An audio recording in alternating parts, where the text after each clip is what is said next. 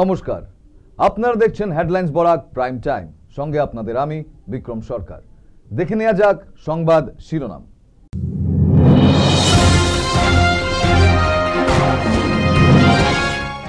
अच्छे दिन এখন নয়, 2019-এ আসবে अच्छे दिन। মোদিকে কটাক্ষ রাহুলের।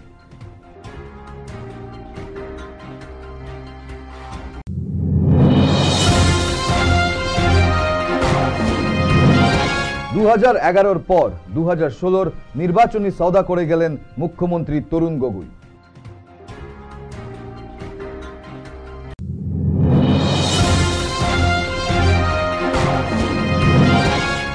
শুক্রবার জারি হলো 2016-র আসাম বিধানসভা নির্বাচনের নোটিফিকেশন।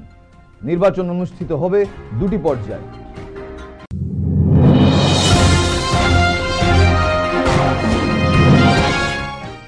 বন্ধে মিলল না সারা, রাহুলের হেলিকপ্টার নামার আগেই শিক্ষক কর্মচারীদের তালাবন্ধ করল পুলিশ।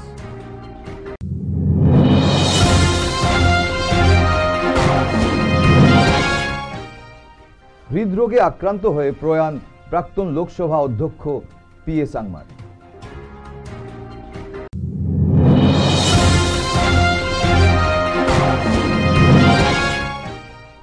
জেল থেকে ছাড়া পেয়ে জেএনইউ পৌঁছেই ফের আজাদির স্লোগান কানাইয়া কুমারের গলায়।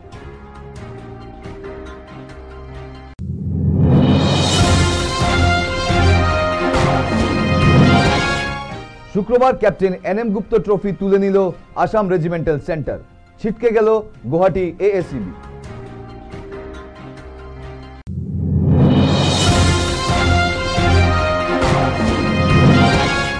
আইপিএল ধাঁচের বরাক চ্যাম্পিয়ন লিগ শিলচরের স্পোর্টিং গ্রাউন্ডে 6 মার্চ থেকে।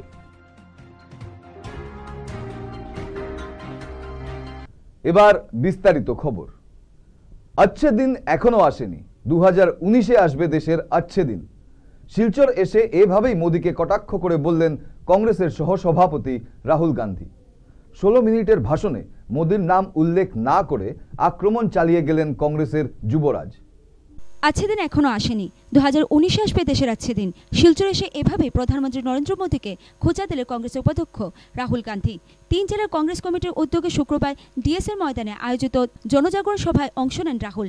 সঙ্গে ছিলেন মুখ্যমন্ত্রী তরুণ গগৈ, নিখিল ভারত কংগ্রেস কমিটির সাধারণ সম্পাদক সিপি যোশী, সম্পাদক অভিনাশ পান্ডে, প্রাক্তন কেন্দ্রীয় মন্ত্রী পবন সিং খাটুয়ার, সাংসদ সুস্মিতা দেব, রাজ্যের 3 মন্ত্রী অজিত সিং, গিরীন্দ্র মল্লিক, সিদ্দিক আহমেদ সহ বরাকের সংসদীয় সচিব, বিধায়ক, 3 জেলার জেলা সভাপতি। প্রথমে রাহুলকে 3 জেলা কমিটির পক্ষ থেকে বিশাল ফুলের মালা পরিয়ে বরণ করা হয়।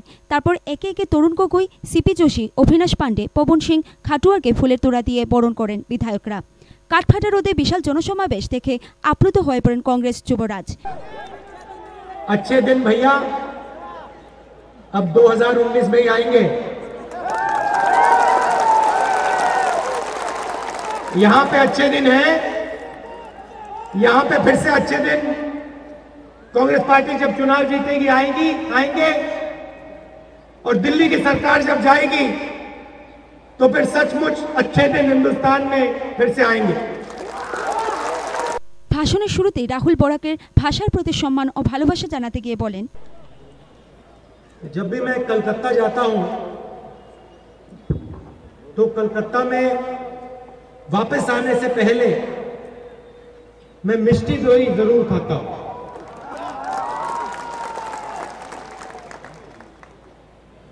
तो आज जब मैंने लंच खाया तो वहां पे मिष्टी दही थी, तो मिष्टी दही मैंने चखी और हैरान हो गया, क्योंकि बराक वैली की मिष्टी दोही कलकत्ता की मिष्टी दोही से भी बेहतर है।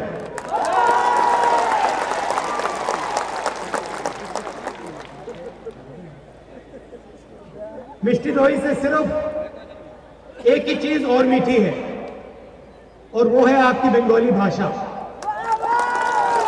16 মিনিটের ভাষণে রাহুল নাম উল্লেখ না করে বারবার মোদীকে আক্রমণ করে যান। বলেন, দেশ এখন নাগপুর থেকে পরিচালিত হচ্ছে, কিন্তু কংগ্রেস দেশের মানুষকে দিয়ে দেশ চালাতে চায়। कांग्रेस पार्टी की सोच है कि देश में, प्रदेश में सबको जगह मिले, सबकी इज्जत हो, हर धर्म की इज्जत हो, हर भाषा की इज्जत हो, हर व्यक्ति के विचारों की इज्जत हो। दूसरी तरफ आरएसएस के लोग हैं, बीजेपी के लोग हैं, वो पूरे देश के ऊपर एक विचारधारा थोपना चाहते हैं। वो चाहते हैं कि पूरा देश नागपुर के एक ऑफिस से चलाया जाए, प्रधानमंत्री के ऑफिस से चलाया जाए। हम कहते हैं नहीं, देश को देश की जनता चलाए। কংগ্রেস উপাধ্যক্ষ এদিন মুখ্যমন্ত্রী প্রশংসা করে বলেন, গত 15 বছরে অসমের উন্নতির কথা, অসমের অগ্রগতির ও শাসন পরিস্থিতি উল্লেখ করে বলেন, आपको याद होगा 15 साल पहले इस प्रदेश की क्या हालत थी। आंसू बहते थे, खून बहता था, लोग मारे जाते थे, हिंसा थी, और कांग्रेस पार्टी ने इस प्रदेश में शांति लाने का काम किया। বরাক উপত্যকার উন্নয়নের প্রসঙ্গ টেনে রাহুল বলেন, अभी मेरी इंटेलेक्चुअल से बात हुई और उन्होंने ये सवाल उठाया। उन्होंने मुझसे पूछा कि बराक वैली की सड़कों के लिए, कनेक्टिविटी के लिए हम क्या कर सकते हैं, और मैंने उनको जवाब दिया। वही जवाब मैं आपको बताना चाहता हूं। मैंने उनसे कहा, देखिए चुनाव आ रहा है, कांग्रेस पार्टी का मैनिफेस्टो बनेगा, हम मैनिफेस्टो कमेटी को यहां भेजेंगे, मैनिफेस्टो कमेटी आपके साथ बैठेगी, और अगले 5 साल में बराक वैली की सड़कों को, रेलवे लाइन को, कनेक्टिविटी को ठीक करने का आप उपाय दीजिए। आप हमें बताइए कि कौन सी 4-5 चीजें हमने करनी है, और उनको हम 5 साल में आपको करा के दिखाएंगे। ফেয়ার অ্যান্ড লাভলি স্কিম ও রেল বাজেটের কড়া সমালোচনা করে রাহুল বললেন, अरुण जेटली जी एक नया स्कीम लाए हैं, फेयर एंड लवली स्कीम। उसके माध्यम से हिंदुस्तान के सब चोर चपाटी लोग अपने काले धन को सफेद कर सकते हैं। রাজীব তনয় রাহুল শোনালেন, কংগ্রেস যা বলে তা করে, তবে মোদি ভালো মার্কেটিং জানেন। जो भी हम कहते हैं हम करके दिखाते हैं। सच है कि उनकी मार्केटिंग हमसे अच्छी है। सच है कि वो झूठे वायदे हमसे ज्यादा करते हैं, नॉन स्टॉप, एक के बाद एक के बाद एक के बाद एक के बाद एक के बाद एक झूठे वायदे करते हैं। हम सच्चाई बोलते हैं, और हाँ, हम आपकी लड़ाई लड़ते हैं, गरीब जनता की लड़ाई लड़ते हैं, कमजोर लोगों की लड़ाई लड़ते हैं, और लड़ते रहेंगे। নির্বাচনের নোটিফিকেশনের জারি হওয়ার মাত্র 1 ঘন্টা আগে বরাকে নির্বাচনের ঘণ্টা বাজিয়ে গেলেন যুবরাজ। রাহুলকে দেখতে দলীয় কর্মী সমর্থক ছাড়াও সাধারণ মানুষের মধ্যেও ছিল ব্যাপক উৎসাহ। তবে নিরাপত্তার বাড়াবাড়িতে অনেকেই হয়রানির মুখে পড়েন। সবকিছু উপেক্ষা করেও ডিএসএ ময়দানে প্রায় 20,000 দর্শকের সমাগম ঘটে। জনসভায় ভাষণ শেষ করে মুখ্যমন্ত্রীকে সঙ্গে নিয়ে নগাঁও উদ্দেশ্যে উড়ে যান রাহুল। এবার হাজার নয়, বরাকের 15টি আসনের জন্য 2,000 কোটি টাকার নির্বাচনী সওদা করে গেলেন রাজ্যের মুখ্যমন্ত্রী তরুণ গগৈ। বললেন, আমাকে সাহায্য করুন, আমি দ্বিগুণ সাহায্য করব। এবার 1000 কোটি নয়, বরাকের 15টি আসনের জন্য 2000 কোটি টাকার সওদা করে গেলেন রাজ্যের সওদাগরের মুখ্যমন্ত্রী তরুণ গগৈ। বরাকের ভোট টানতে গগৈ রীতিমতো এদিন কল্পতরু হয়ে যান। বরাকে যদি উন্নতি না হয়, আসামের কি করে উন্নতি হবে? আমি চাই বরাকের উন্নতি হবে। হ্যাঁ, এখানে সমস্যা আছে, কানেক্টিভিটির সমস্যা আছে, এমপ্লয়মেন্টের সমস্যা আছে, আমাদের শিশুদের সমস্যা আছে, মহিলাদের আছে। আমরা দেখতে হবে। আমি বলেছি, আমরাকে ভোট দেন, আমি স্পেশাল প্যাকেজ দিব। লাস্ট টাইম 1000 দিয়েছিলাম, এবার আমি 2000 টাকা, 3000 টাকা দিয়ে দিব। 2011 সালে 14টি আসনে কংগ্রেস প্রার্থীকে জয়ী করার জন্য বরাকবাসীর কাছে কৃতজ্ঞতা প্রকাশ করে মুখ্যমন্ত্রী বলেন, হাইলাকান্দি আমাদের পার্টিকে যেভাবে সাহায্য করেছে তার জন্য আমি চিরকৃতজ্ঞ। মুখ্যমন্ত্রী গগৈ বলেন তিনি বরাক ব্রহ্মপুত্রের মধ্যে কোনো পার্থক্য রাখেন না। বরাকের উন্নয়নের প্রসঙ্গে বলেন গগৈ এদিন বরাকে একটি কৃষি মহাবিদ্যালয় স্থাপনেরও ঘোষণা করে বলেন, বরাকে যদি উন্নতি না হয় আসামের কি করে উন্নতি হবে? আমি চাই বরাকের উন্নতি হবে। হ্যাঁ, এখানে সমস্যা আছে, কানেক্টিভিটির সমস্যা আছে, এমপ্লয়মেন্টের সমস্যা আছে, আমাদের শিশুদের সমস্যা আছে, মহিলাদের আছে। আমরা দেখতে হবে। আমি বলেছি আমরাকে ভোট দেন, আমি স্পেশাল প্যাকেজ দিব। লাস্ট টাইম 1000 দিয়েছিলাম, এবার আমি 2000 টাকা 3000 টাকা দিব। গগৈ সরাসরি বলেন আমি শুধু ভোট চাই, ভোট দিন, অনেক কিছুই দেব। আমি সাহায্য করব আর আমরা জিতব, সন্দেহ নাই। ব্রহ্মপুত্র ভ্যালিতে আমি দেখেছি এখন জোয়ার চলছে, ওয়েভ চলেছে, এইখানেও ওয়েভ আরম্ভ হয়েছে। আজ থেকে নতুন ওয়েভ হবে। এই ওয়েভে বরাক ভ্যালি আমরা 15টা সিটে 15টা জিতব। এই বলে সবাইকে ধন্যবাদ দিই। আমার ভাষণ সমাপ্ত করেছি। জয় জয়। 2016 আসাম বিধানসভা নির্বাচনের নোটিফিকেশন জারি হলো শুক্রবার। নির্বাচন অনুষ্ঠিত হবে দুটি পর্যায়ে। প্রথম পর্যায়ের নির্বাচন 4 এপ্রিল এবং দ্বিতীয় পর্যায়ের 11 এপ্রিল অনুষ্ঠিত হবে। প্রথম পর্যায়ে নির্বাচন হবে 65 সমষ্টিতে। প্রথম পর্যায়ে আরও কয়েকটি জেলার সঙ্গে বরাক, ডিমা হাসাও এবং কার্বি আংলংয়ে নির্বাচন অনুষ্ঠিত হবে। 11 মার্চ জারি হবে প্রথম পর্যায়ের নোটিফিকেশন। মনোনয়নপত্র জমা দেওয়ার শেষ দিন 18 মার্চ। মনোনয়নপত্র যাচাইয়ের শেষ দিন 19 মার্চ। 21 মার্চ মনোনয়ন প্রত্যাহারের শেষ দিন। দ্বিতীয় পর্যায়ে নির্বাচন অনুষ্ঠিত হবে 61 সমষ্টিতে এবং পর্যায়ের নোটিফিকেশন জারি হবে 14 মার্চ। মনোনয়নপত্র জমা দেওয়ার শেষ দিন 21 মার্চ। মনোনয়নপত্র যাচাইয়ের শেষ দিন হচ্ছে 22 মার্চ এবং মনোনয়ন প্রত্যাহারের শেষ দিন 26 মার্চ। এই নির্বাচনে ভোট দেবেন 1,98,00,000। থাকবে 25,000টি ভোট গ্রহণ কেন্দ্র। ভোট গ্রহণ হবে ইভিএম মেশিনের মাধ্যমে। আসামের সঙ্গে বিধানসভা নির্বাচন হচ্ছে পশ্চিমবঙ্গ, পুডুচেরি, তামিলনাড়ু এবং কেরালায়। পশ্চিমবঙ্গে ভোট শুরু হচ্ছে 4 এপ্রিল থেকে। 6 পর্যায়ের এই ভোট চলবে 5 মে পর্যন্ত। পুডুচেরি ভোট শুরু হবে 16 মে। একই দিনে ভোট হবে কেরালা এবং তামিলনাড়ুতে। একমাত্র হেডলাইন্স বরাকে দেখুন রাহুল গান্ধীর জনসভার শেষে জনতার কণ্ঠে জনতার প্রতিক্রিয়া। আমরা এখন দাঁড়িয়ে আছি শিলচর ডিএসএ স্টেডিয়ামের ভেতরে।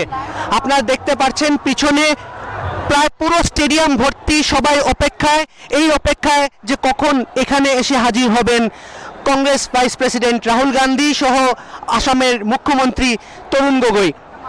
তারা সবাই এই অপেক্ষায়। কিছুক্ষণের মধ্যে রাহুল গান্ধী এবং মুখ্যমন্ত্রী তারা স্টেডিয়ামে এসে পৌঁছাবেন। সবাই অপেক্ষায় রয়েছে। আমাদের সামনে এখানে কয়েকজন রয়েছেন যারা তাদের মনের আশার কথা বলতে চান রাহুল গান্ধীর সাথে। কথা বলে দেখে নিচ্ছি তাদের সাথে। আমরা তো কোনো কিছু পাইলাম না স্যার, আমরা তো লাড়ি বেটি, আমরা তো একটা ইন্দিরা আবাসও পাইলাম না, কোনো কিছু পাইলাম না। কিটা করতাম স্যার? আমরা কোনো জিনিস পাই না, একটা জিনিস পাই না। আমরা তো গরিব, আমরা তো তোমার গরিব মানুষ। আমরা কিছু পাই না। আমরা উদারবন্ধনে আইছি, উদারবন্ধনে আইছি, আমরা কিচ্ছু পাই না। ওই যে মশারিয়া জো আয়, গড় আয়, বাতায়, আমরা কিচ্ছু পাই না। আমার একটা অনুরোধ, আমার আতুর একটা মেয়ে 26 বছর বয়স হয়ে আছে, আমি কিচ্ছু পাইছি না। আপনি পাওয়ার চেষ্টা করছিলেন? আপনার বিধায়কের কাছে গেছিলেন? সম্পূর্ণ আছে আমার কাছে। যাওয়ার পরে কি তা হইছে? খালি হইব আমার ছেলেও নাই, আমি মরি আছি, আর কোনো জাত উপায় নাই আমার বাঁচিবার মতো। এবার ইলেকশনের লোকে যখন তারা ভোট চাইতে আইবা কি তা হইবা তারা? ও তারা মেয়েরা আনি দেখাই স্যার, বুঝছেন? আমরা ওলা কইতাম আমরা কিচ্ছু পাই না। কংগ্রেস বাপ দাদা 14 সিরিয়া ভোট দিয়া গেছি, আজ আমরা গরিব একটা বাতাও পাইছি না বিধবা বেটিনতে। আমরা রেকর্ড কেন হয় না? আপনারা দেখতে পাচ্ছেন উদারবন, ভাগা এসব অঞ্চল থেকে আসা একদল মহিলা প্রচন্ড রাগ প্রকাশ করছেন কংগ্রেসের বিরুদ্ধে।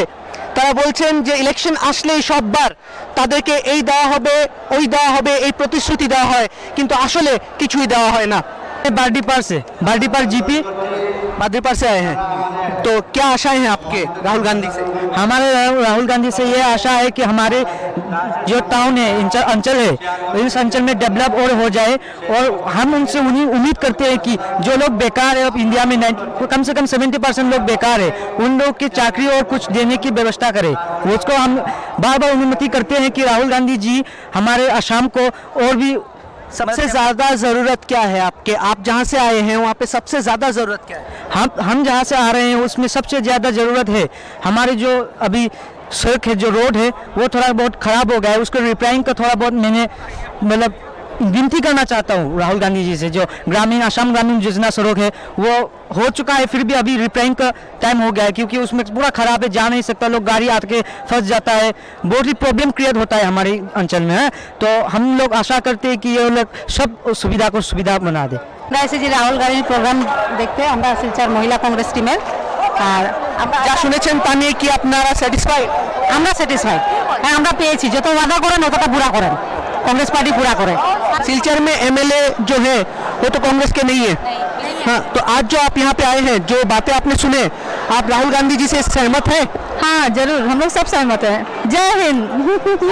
যে কাজগুলো করেছেন এই কাজগুলো নিয়ে কি আপনি সন্তুষ্ট আছেন? আমি 100% সন্তুষ্ট আছি। আমরা দাঁড়িয়ে আছি শিলচর ডিএসএস স্টেডিয়ামে। রাহুল গান্ধী আর আসামের মুখ্যমন্ত্রী তরুণ গগৈয়ের যে জনসভা হওয়ার কথা ছিল সেই জনসভা এই মাত্র শেষ হয়ে গেছে। আপনারা এই মাত্র সেই জনসভা শেষ হয়ে গেছে। রাহুল গান্ধী এবং তরুণ গগৈ দুজনেই বারবার বললেন যে জনতা যদি কংগ্রেসের হাতকে আবারও শক্ত করে তাহলে তারা বরাকের উন্নতির জন্য দ্বিগুণভাবে চেষ্টা করবে। ডিএসএস স্টেডিয়াম থেকে ক্যামেরা পার্সন ভোলার সাথে আমি জাহির জাকারিয়া। সম্পূর্ণ ব্যর্থ কাছাড় ভেঞ্চার স্কুল শিক্ষক কর্মচারী যৌথ মঞ্চের বন্ধ, সাড়া মেলেনি মোটেই। নিরাপত্তা রক্ষীর কড়াকড়িতে পথ অবরোধ থেকে পিছিয়ে আসতে বাধ্য হন শিক্ষকরা, তালাবন্দিও হলেন তারা। সম্পূর্ণ ব্যর্থ ভেঞ্চার শিক্ষক কর্মচারী যৌথ মঞ্চের বন্ধ, সারা মেলেনি মোটেই। নিরাপত্তা রক্ষীর কড়াকড়িতে পথ অবরোধ থেকে পিছিয়ে আসেন শিক্ষকরা। তবে রাহুলের হেলিকপ্টার শিলচরে নামার আগে নর্মাল স্কুলে জমায়েত হন শিক্ষকরা। সিদ্ধান্ত নেন কালো পতাকা হাতে বিক্ষোভ দেখাবেন তারা, কিন্তু খবর চলে যায় পুলিশের কাছে। সঙ্গে সঙ্গে নিরাপত্তা রক্ষীরা এসে রক্তচক্ষু দেখে সব শিক্ষকদের স্কুলের ভেতরে তালাবন্দি করে রেখে দেয়। রাহুলের হেলিকপ্টার উড়ে যাবার পরই তাদের মুক্তি দেওয়া হয়। শুধু শিক্ষকদের ক্ষেত্রে নয়, নিরাপত্তা বাড়াবাড়ি সব জায়গায় ছিল। আমন্ত্রণ পত্র হাতে নিয়েও রাজীব ভবনে অনেকেই প্রবেশ করতে পারেননি। অনুষ্ঠান 12টা, তার জন্য অনেকে 11টার পর এসেছেন, কিন্তু তাদের এসপিজি ঢুকতে দেয়নি। জানানো হয় 10:30টার আগে আসতে হয়েছিল। পরিবহন মন্ত্রী অজিত সিংয়ের সঙ্গে এক দফা লেগে যায় এসপিজি। কংগ্রেস ভবনে অজিতের সঙ্গে এক দলীয় কর্মী আসেন, পাস না থাকায় প্রবেশে বাধা দেয় এসপিজি। অজিত মন্ত্রী হিসেবে তার দায়িত্ব নিতে ভেতরে নিয়ে যেতে চেয়েছিলেন, কিন্তু এসপিজি অনুমতি দেয়নি। এতেই অজিত ক্ষুব্ধ হয়ে বচসায় জড়িয়ে পড়েন এসপিজির সঙ্গে।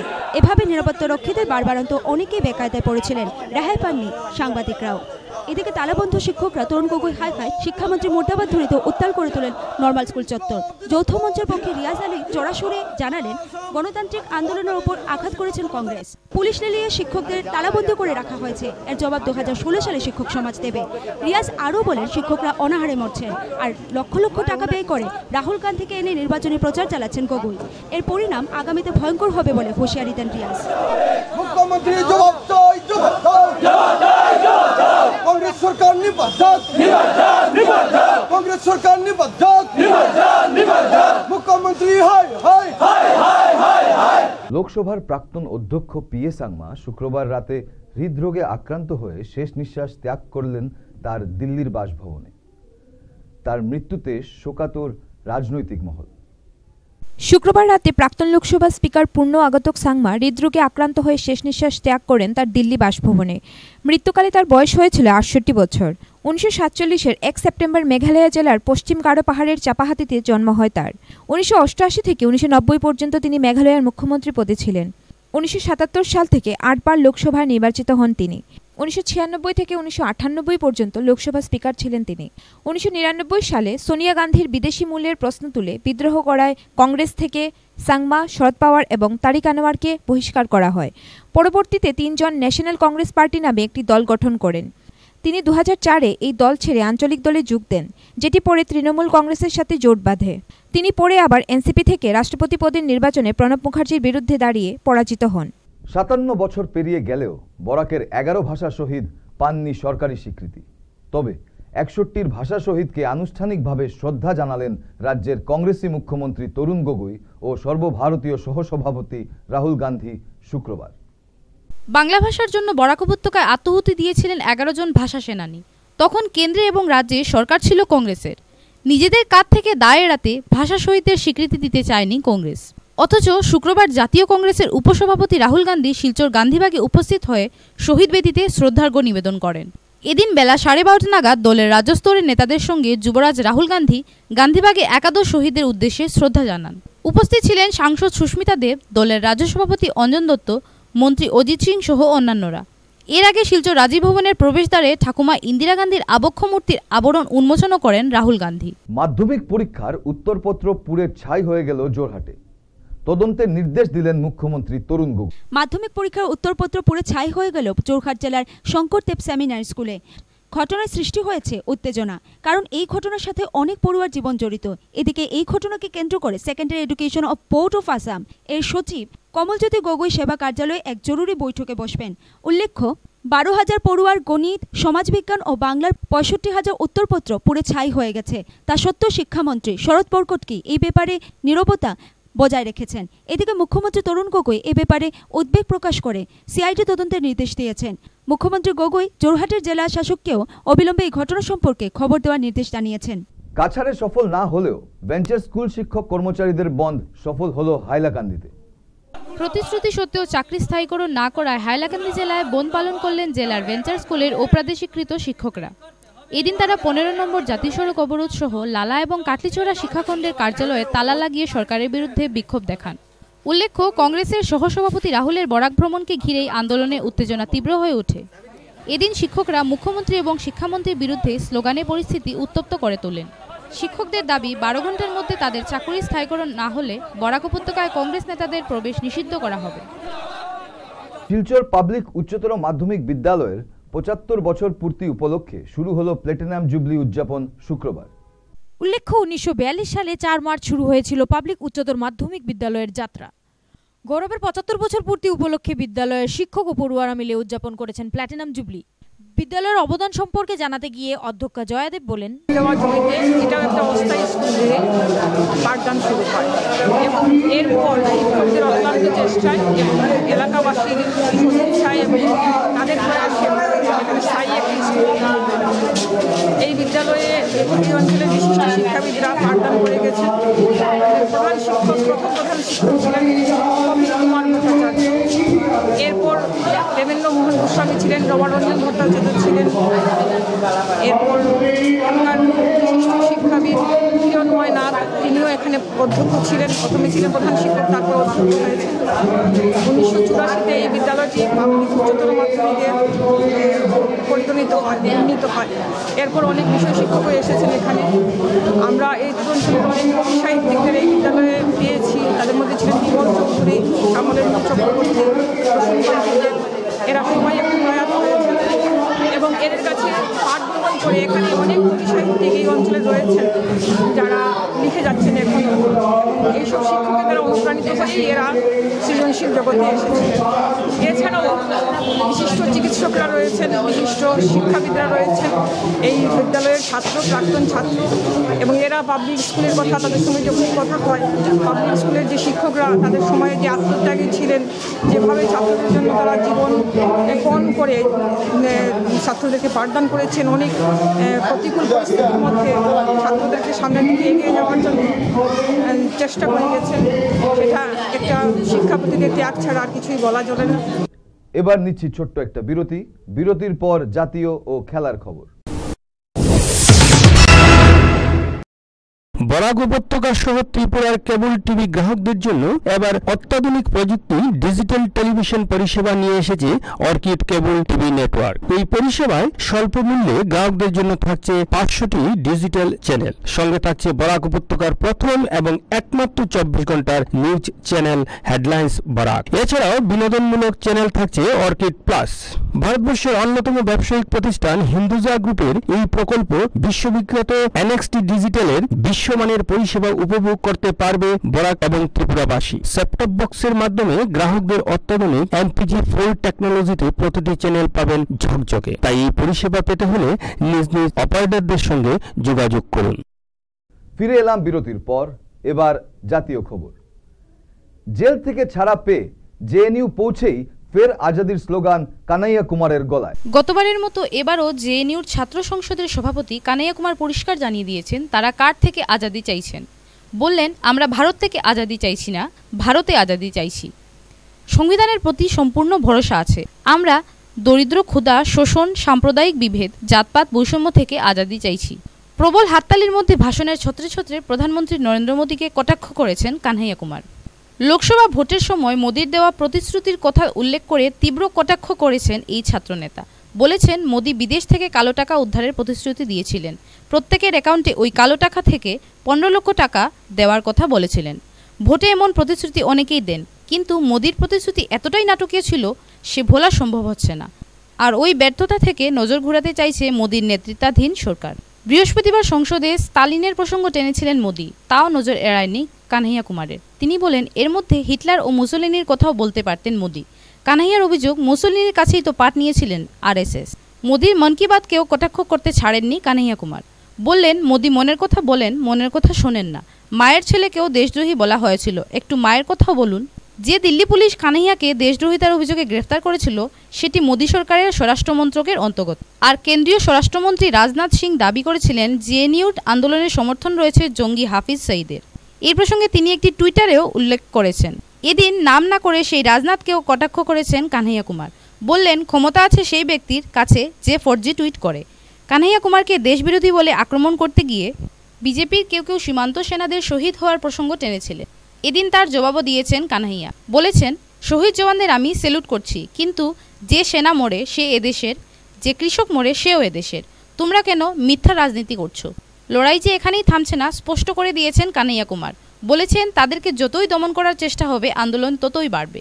এদিকে এবার কানহাইয়ার সঙ্গে ইঁদুরের তুলনা করল আরএসএস। সংগঠনের সর্বভারতীয় প্রচার প্রমুখ মনমোহন বৈদ্য বলেছেন, কানহাইয়ার ভাষণ কোনো প্রতিক্রিয়া দেওয়ার উপযুক্ত নয়। এবার খেলার খবর।